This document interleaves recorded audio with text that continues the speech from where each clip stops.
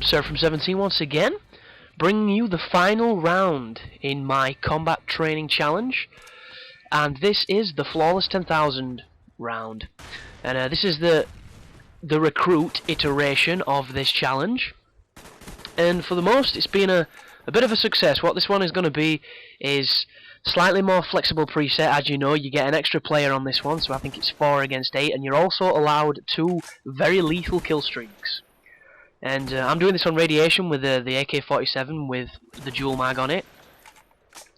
And this is an interesting game, this, because you've got to play a little bit more campy in this. You've got to be a little bit more defensive, because 10,000 points is effectively 100 kills, and it can take a while to get there. This is probably going to be around 8 to 9 minutes long, and you can fuck up 8 minutes in the last 10 seconds of the game with a sloppy death. So it isn't as easy as it looks, but it's definitely easier than the 7,000 round, purely because the chopper gunner does a lot of damage against the bots. The bots aren't like humans. They're not going to hide in buildings. They're going to carry on doing what they want to do, and because it's on recruit, they don't use Strellas. If you play on anything above recruit, you get shot down pretty quick. They're beeping almost immediately, because every single bot will prioritise bringing down your air support. And look at that, what the fuck was going on there? The bitch is using second chance. I go back to get the hip fire on him to finish him off, and I miss twice. That's just unbelievable. But it has been a bit of a success, this series, because it's something that's a bit fun, that's a little bit different, and people have been watching it and they seem to be enjoying it. I'm not too sure how many have got in on it, although I've got messages off a couple of my subscribers that have said that they've done so and so and whatnot.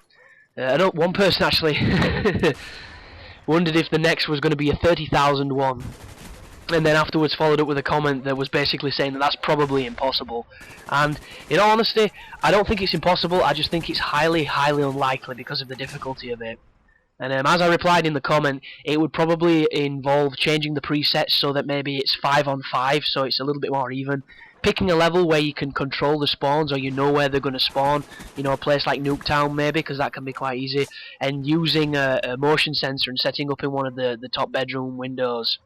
Because if you can do that and you drop a FAMAS on with Scavenger and you've got your motion sensor, you could probably sit it out there with your lethal kill streaks. And because that is going to be 10,000 points, you could probably go with something like Blackbird, Chopper Gunner, and Dogs, and maybe, just maybe, you could get it done. You'd have to have patience, you'd have to have skill, and it'd be a ball ache, but it could be doable. Another variation of that could literally be a couple of human players trying to do it, which could be like 3 of you and 2 of your friends trying up against the bots, because then you have 3 of the 2 sets of lethal kill streaks, and that would probably significantly easier.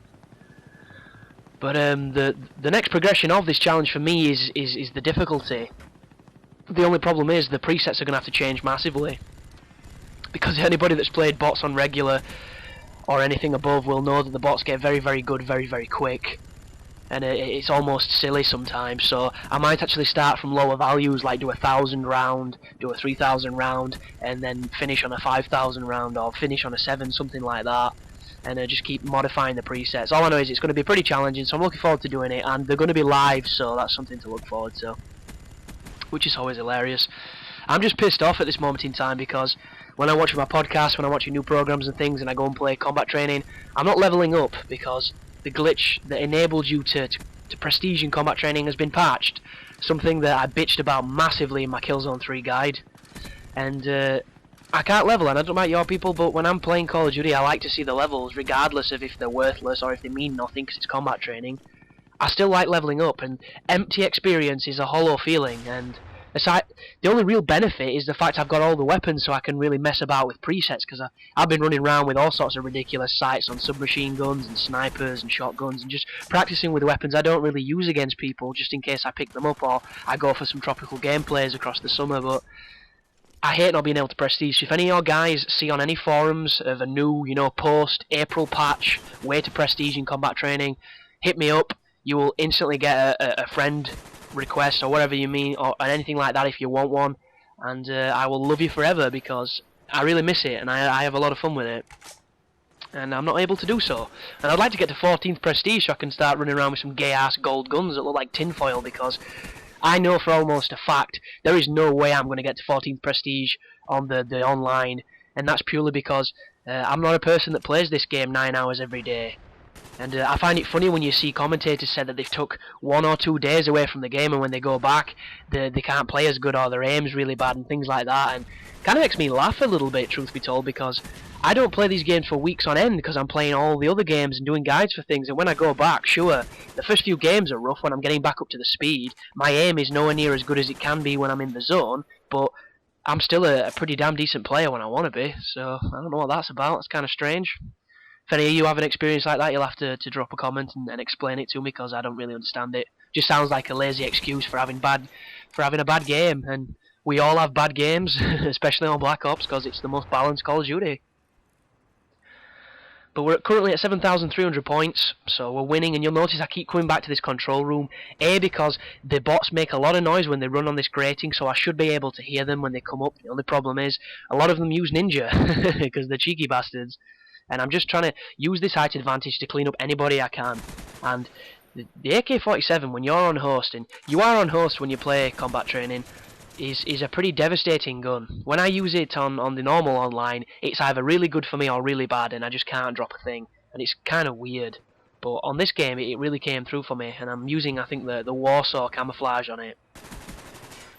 One thing that does kind of bug me about Black Ops, which you might not have heard before, because everybody bitches about how boring it is and how, you know, it looks dull, or the kill streak should stack, or, you know, ghosts should be removed and all that kind of stuff, is the bullet penetration on this game. Even with hardened, it doesn't seem to be nowhere near as effective as it was in, say, Call of Duty 4.